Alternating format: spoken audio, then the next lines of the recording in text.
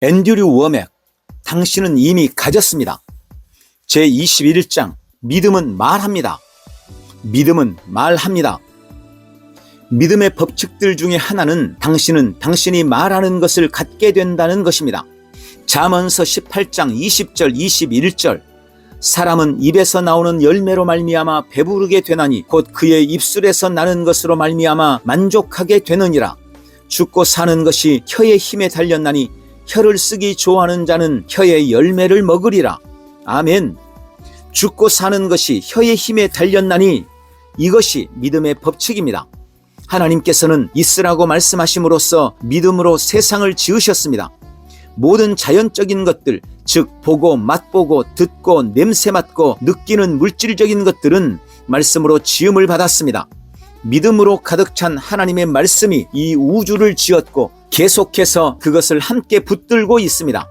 만약 하나님께서 그분 자신의 말씀, 즉 그가 창조한 법칙을 어기게 되면 우주 전체는 스스로 파괴되고 말 것입니다. 왜냐하면 창조는 하나님의 살아있는 말씀의 능력으로 서로 지탱되고 있기 때문입니다. 하나님의 창조는 법칙에 의해 다스려집니다.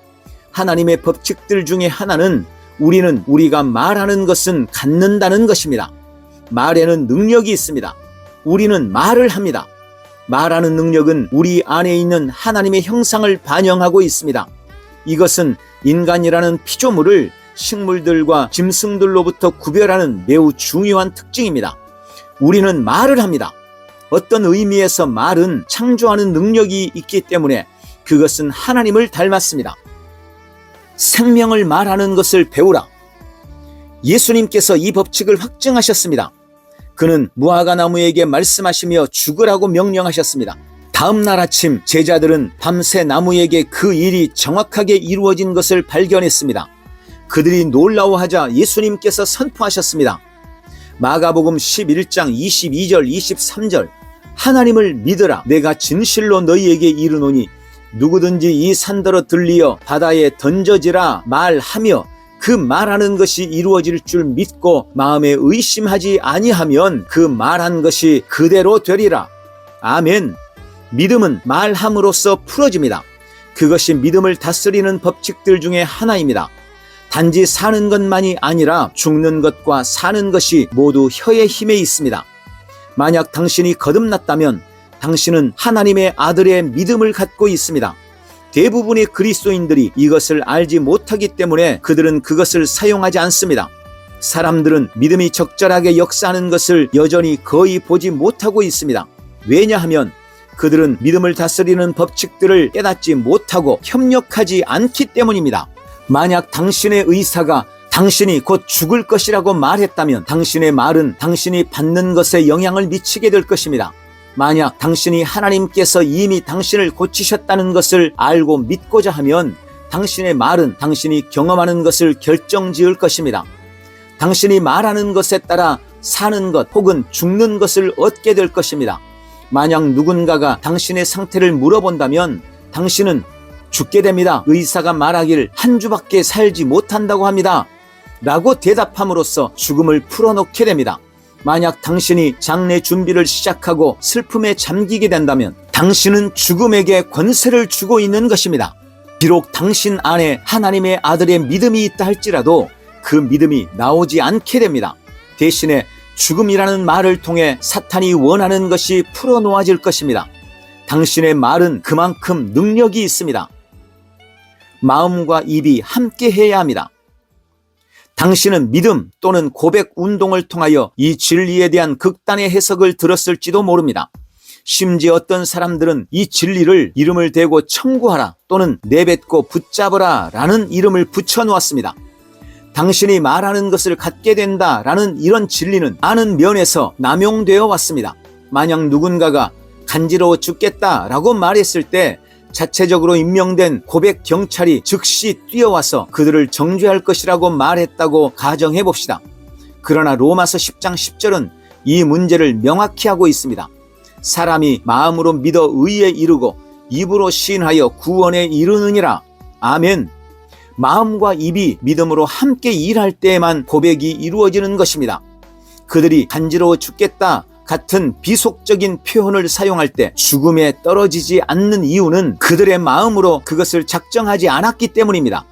이 진리가 얼마나 잘못 전달되고 남용되었는지와는 상관없이 그것은 여전히 진리입니다. 많은 그리스도인들은 그들의 말을 적절하게 사용하지 않음으로 인해 하나님께서 영적으로 그들에게 준 것을 놓치고 있습니다. 산에게 말하라. 그러나 단지 믿음을 말하는 것만으로는 충분치 않습니다. 당신은 또한 산에게 직접 말하지 않으면 안 됩니다. 마가복음 11장 23절 누구든지 이 산더러 들리어 바다에 던져지라 하며 대부분의 그리스도인들은 그들의 산에게 하나님에 대하여 말하는 대신에 산에 관하여 하나님께 말하느라 바쁩니다. 산은 곧 당신의 문제이며 또는 당신이 변화되기를 기대하는 것입니다. 그것을 향해 말하십시오. 오 하나님, 제가 아픕니다. 제발 이 병을 저에게서 없애주세요 라거나 아버지, 이 빚을 없애주세요 라고 기도하지 마십시오. 그것은 성경이 당신에게 행하라고 말하는 것을 어기는 것입니다. 당신은 당신의 산에 관하여 하나님께 말하고 있는 것입니다. 질병을 향해 말하십시오. 당신의 청구서를 향해 말하십시오. 당신의 우울증 또는 문제가 되는 그 무엇을 향해 말하십시오. 하나님께서 이미 당신을 자유케 하셨다고 문제에게 말하십시오. 그리고서 문제를 향해 당신에게서 떠나라고 명령하십시오. 이것이 당신이 하나님께서 당신에게 주신 권위와 그것이 역사하는 방법을 이해해야 하는 이유입니다. 제가 노스캐롤라이나주 샬롯에서 목회를 하는 동안 한 부부가 머물게 되었습니다. 그들은 니키 오첸스키 기적의 이야기라는 비디오를 보았습니다. 은혜와 믿음에 대한 깨달음이 어떻게 죽음의 문턱에 있는 한 10대 여자아이가 치유를 받도록 도움을 주었는지에 대한 간증이 부인을 감동시켰습니다. 그 부인은 같은 병인 섬유종과 화학적 민감증으로 고생하고 있는 친구가 있었습니다. 그래서 그녀는 즉시 친구를 불러와서 제가 그녀에게 함께 기도하고 사역할 수 있도록 했습니다. 친구가 도착하자 저는 하나님의 말씀을 약 30분 정도 나누면서 그녀의 잘못된 생각을 반박했습니다. 그녀가 기도를 받을 준비가 되었을 때 저는 모든 고통은 그녀의 몸으로부터 떠나라고 명령했습니다. 그 병은 즉시 없어졌습니다. 그녀는 하나님을 찬양하기 시작했습니다. 그러나 잠시 후에 그녀는 저는 허리로부터 등까지 불타는 것처럼 뜨겁습니다. 왜 이것이 다른 통증과 함께 떠나지 않았을까요? 라고 말했습니다. 저는 그녀와 함께 마가복음 11장 23절을 나누고 말했습니다. 성경은 당신이 산에게 말해야 한다고 말하고 있습니다. 당신은 온 몸 전체에 통증이 있다고 제게 말씀하셨습니다. 그래서 저는 통증에게 말했습니다. 이제 이것을 지켜보세요. 제가 불타는 것에게 말하겠습니다. 그리고서 저는 예수님의 이름으로 불타는 것에게 명령했습니다. 그것은 즉시 사라졌고 그녀는 하나님을 찬양했습니다. 불타는 것아 예수님의 이름으로. 저는 그녀에게 하나님의 말씀을 의지하는 법과 만약 증상이 돌아올 경우 무엇을 해야 할지를 가르쳐 주었습니다. 그런데 20분쯤 후에 그녀는 떠나려다가 그 불타는 것이 돌아왔어요 라고 말했습니다. 제가 그녀에게 말했습니다. 제가 방금 무엇을 해야 할지 당신에게 말씀드렸습니다. 이제 당신이 기도하고 그것을 꾸짖으십시오. 그래서 그녀는 아버지, 저를 치료하는 것이 당신의 뜻이고 당신이 이미 저를 고쳐주셨음을 감사드립니다. 당신이 채찍에 맞음으로 제가 나음을 입었습니다. 이제 제가 치유를 선포합니다. 제가 신뢰합니다. 예수님의 이름으로 고쳐주심을 감사드립니다. 라고 기도했습니다. 불과 1시간 전쯤에는 하나님께서 그의 영광을 위하여 그녀에게 질병을 주었다고 생각했던 그 여자에게서 상당히 좋은 기도가 나왔습니다. 그러나 저는 그 불타는 것이 떠나지 않았다는 것을 알았습니다. 그래서 제가 어떠세요? 라고 물었습니다. 그녀가 대답했습니다. 불타는 것이 아직도 있습니다. 왜 그런지 아세요? 아니요. 당신은 당신의 산에게 하나님에 대하여 말하는 대신 당신의 산에 관하여 하나님께 말했습니다. 당신은 당신의 산에게 말하지 않았습니다. 무슨 뜻이죠? 그녀가 물었습니다. 당신이 불타는 것에다 말하지 않았습니다. 당신은 실제로 이름으로 그것을 부르고 그것에게 말하라는 뜻입니까? 그렇습니다. 그것이 정확히 당신이 해야 하는 것입니다. 그 불타는 것에다 말하세요. 많은 사람들은 그것이 이상하다고 생각합니다. 그러나 예수님께서는 무화과 나무에게 말씀하셨습니다. 실제로 하나님의 말씀은 예수께서 나무에게 대답했다라고 말하고 있습니다. 당신은 누가 먼저 당신에게 말하지 않았다면 대답할 수 없습니다. 바로 그런 까닭에 당신의 통장이 하나님의 말씀은 이루어지지 않아 너는 실패할 거야. 난 다시 긴급 상태에 빠졌어 라고 당신에게 말할 때 당신은 하나님의 말씀은 이루어진다. 그는 충분한 것 이상의 전능하신 분이야.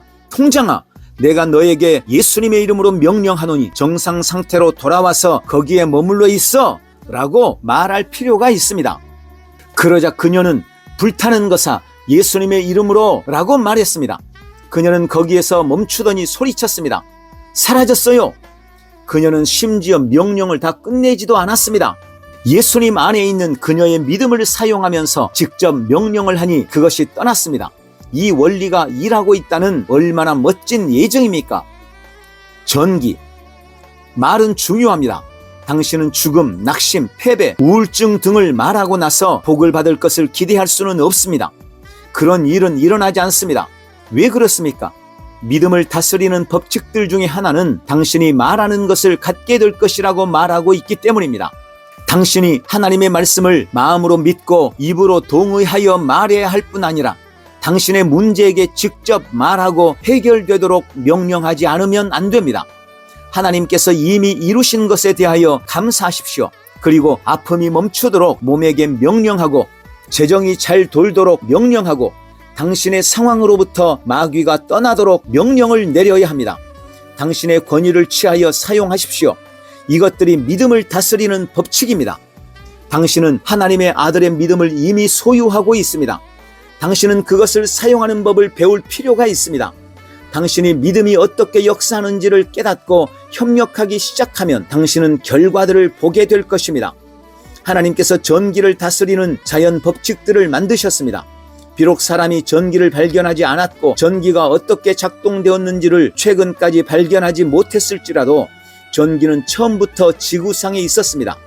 4000년 전 사람들도 전기를 사용할 수 있었지만 그들은 그 법칙들을 알지 못했습니다. 이제 우리가 전기의 법칙들을 배웠기 때문에 전기를 사용합니다. 실제로 우리는 전기를 항상 사용하고 있으며 그것은 믿을 만합니다. 하나님께서는 전기가 나쁘기 때문에 사람들로부터 그것을 보류하신 것이 아닙니다. 다윗은 매우 경건한 사람이었지만 전기에 관하여 알지 못했습니다. 모세나 기드온이나 솔로몬 역시 몰랐습니다. 그들이 전기로부터 유익을 얻지 못했던 이유는 단순히 전기와 그것을 사용하는 법칙들에 대한 무지 때문이었습니다. 만약 그들이 알았다면 받을 수 있었을 것입니다. 오늘날 많은 사람들은 그들이 나쁜 사람이기 때문이 아니라 믿음의 법칙을 어기기 때문에 스스로 다쳐서 죽습니다. 하나님께서는 그들을 적대시하지 않으십니다. 하나님께서 그의 능력이 어떻게 흘러가는지에 관한 법칙들을 만드셨습니다. 그러나 그들은 협력하지 않고 있습니다. 법칙들이 무엇인지 배우십시오. 그리고 당신의 유익을 위하여 그것을 실행에 옮기십시오. 당신이 그렇게 하기 전에는 하나님께서 당신을 위하여 어떤 창조물도 바꾸시지 않을 것입니다. 그분은 당신이 엠파이어 스테이트 빌딩에서 뛰어내렸다고 해서 당신의 생명을 구하기 위하여 중력의 법칙을 중지하여 수백만 명의 다른 사람을 죽이지는 않으실 것입니다. 믿음은 그런 식으로 일하지 않습니다. 믿음을 다스리는 법칙들을 발견하고 협력하십시오.